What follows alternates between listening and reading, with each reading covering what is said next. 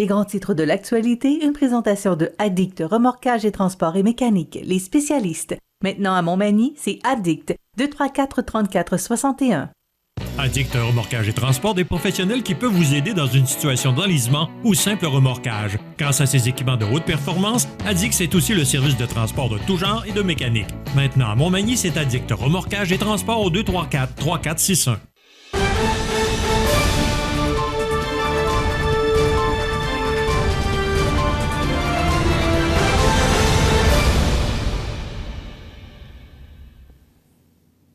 Les grands titres de l'actualité de ce mardi, la première journée du mois de novembre 2022. José Soucy, bon matin. Bon matin, mais avouons qu'on ne se sent pas en novembre ce matin. Moi, je me souviens des 1er novembre, qu'il y avait une grosse tempête de neige. Aujourd'hui, on a l'impression d'être en début d'octobre quand même, là. Je me plais pas, sincèrement. Écoute, je parlais justement avec Marie-Ève ce matin. J'ai l'impression qu'octobre, on pourra parler de record d'ensoleillement, de chaleur, ouais. Si c'est ça le réchauffement de la planète, go, allons-y. C'est pas drôle, là, mais on s'en va lentement mais sûrement vers l'hiver. Des journées comme ça, puis des mois comme ça, des semaines de même. D'ailleurs, ça va être beau encore toute la semaine avec des températures au-dessus des normales de saison. On va le prendre. José, il y a un succès de Beau Dommage qui dit qu'il y a un phoque en Alaska, mais il va falloir changer la chanson parce que là, hier, il y avait un phoque, mais à Montmagny. Et il ne s'ennuyait pas, visiblement, parce qu'il avait l'air d'avoir du plaisir. Écoute, c'est une vidéo là, qui a été publiée sur la page Facebook de Gino Dufour. Je pense que c'est également un abonné de CMA TV. Regardez les belles images et le beau petit phoque, toi. Oui.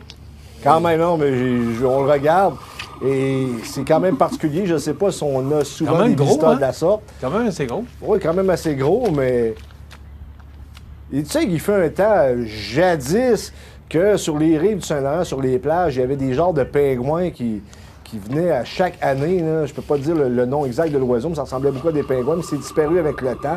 Mais recule dans les années 30-40, il y en avait encore plusieurs sur les rives du Saint-Laurent. À l'époque, on se baignait abondamment sur les plages du Saint-Laurent.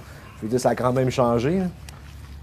Écoute, c'est des belles images quand même. Hein? Oui, c'est la nature. Hein? Oui, tout à fait.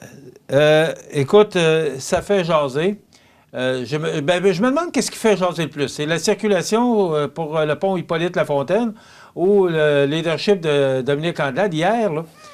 Écoute, encore ce matin, là, RDI, la reporter est en auto et ils sont sur place pour montrer la circulation sur le pont Hippolyte. Et, écoute, il y a 50 ans, il n'y en avait pas de pont Hippolyte, puis on vivait quand même, on respirait. Là. On a un beau pont neuf, pont Champlain, là, non, mais on parle du tunnel, qui a coûté 9 milliards. À Michel, c'est pas un pont, c'est un tunnel en passant, pour être certain. C'est le tunnel Louis-Hippolyte-Lafontaine, pardon. Oui.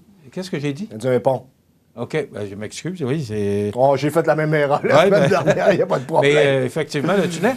Ce que je voulais dire par là, c'est que il me semble qu'il y a des sujets beaucoup plus importants que ça, que la circulation sur ce tunnel, dans ce tunnel.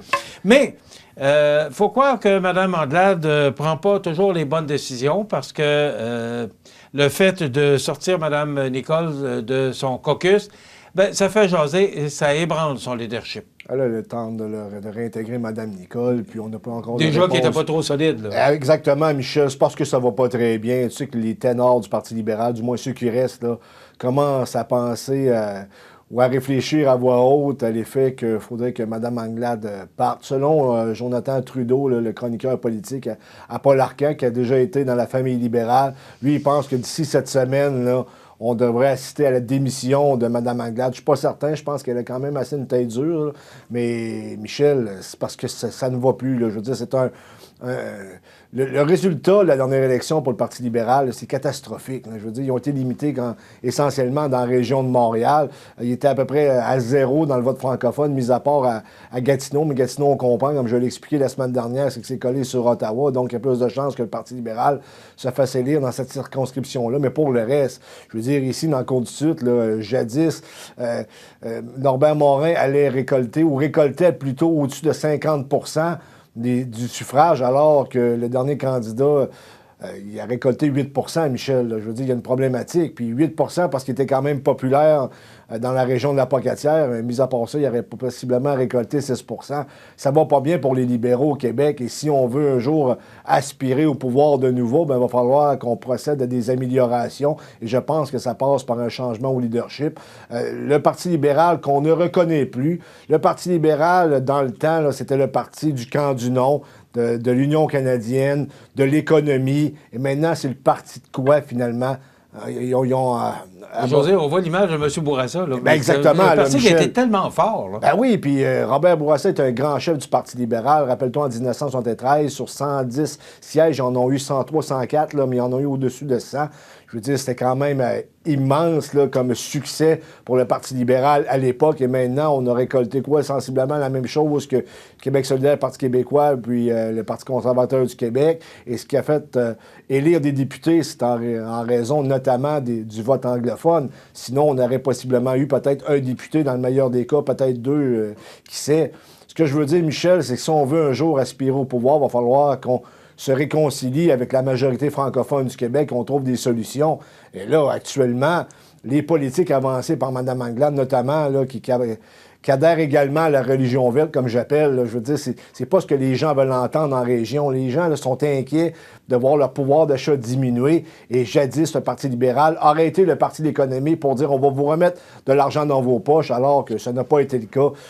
Il va falloir qu'il se passe quelque chose si ce parti-là veut survivre, parce que c'est un grand parti qui a dirigé longtemps le Québec, qui a fait de bonnes choses. Rappelle-toi, avec l'équipe du Tonnerre de Jean Lesage, on avait initié le maître chez nous. On se souvient tous de ça. Et ça a marqué considérablement l'imaginaire des Québécois. René Lévesque qui avait nationalisé l'électricité à ce moment-là. Jacques Parizeau qui était dans l'équipe de René Lévesque. On connaît la suite. Là. Je ne vais pas refaire l'histoire ce matin. Mais quand même, Michel, il va falloir qu'il se passe quelque chose. Et je te dirais que ça commence à être généralisé là, au sein du Parti libéral à l'effet qu'on ne veut pas garder Dominique Anglade, bien que cette dernière veuille demeurer en place. Mais si elle se rend au vote de confiance qui va avoir lieu en 2023, je dis bien si, d'après moi, ça va être sa dernière... Oui, mais c'est bien beau pas passer au vote de confiance, mais ça prend quelqu'un, ça prend de la relève. Pour l'instant, il n'y en a pas. Oui, mais il y a des noms qui circulent. Il y a des noms qui ont sorti, là, comme Mario Dumont, là, qui est l'ancien président des Jeunes libéraux du Québec. Fait, là. Ouais. Mais ça a été clair que M. Dumont, il est très heureux dans ce qu'il fait actuellement. Je ne suis pas sûr qu'il va revenir en politique. Ça va être une histoire à suivre, José, mais pour l'instant, elle vit des temps difficiles. J'ai hâte de voir la réponse de Mme Nicole, à savoir est-ce qu'elle va revenir, parce que ce qu'elle voulait, c'est être vice-présidente de l'Assemblée nationale. Oui. Et Mme Anglade a été dit non, c'est clair là-dessus, je ne reviens pas en arrière.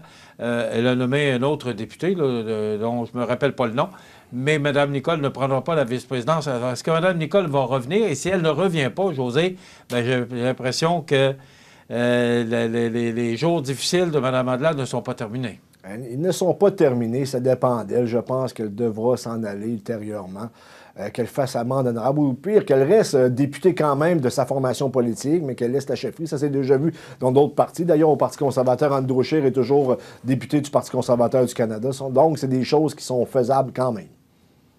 Écoute, M. Duhem, il nous reste 1 minute et demie à peu près. Là. M. Duhem qui vit aussi des jours difficiles. Il y avait un rassemblement à Drummondville là, pour les grands du parti, là, pour le débriefing, comme on faire un peu le post-mortem de l'élection. Et t'en retiens quoi, José?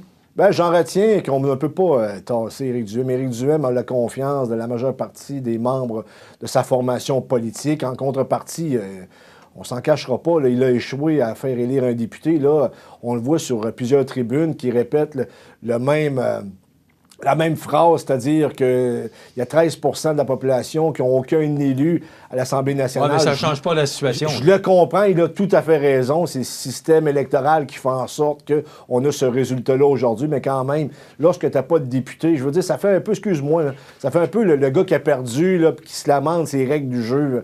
Il les connaissait, les règles du jeu au préalable. Bien entendu, il va falloir qu'on revoit le système électoral, mais quand même, là, je veux dire, qu'ils réussissent à aller chercher un autre caquiste pour rentrer par la porte de derrière à l'Assemblée nationale. Je pense que c'est la seule option qui lui reste actuellement, ou ultérieurement, là, peut-être une élection partielle, qui sait, on ne sait jamais ce qui va arriver.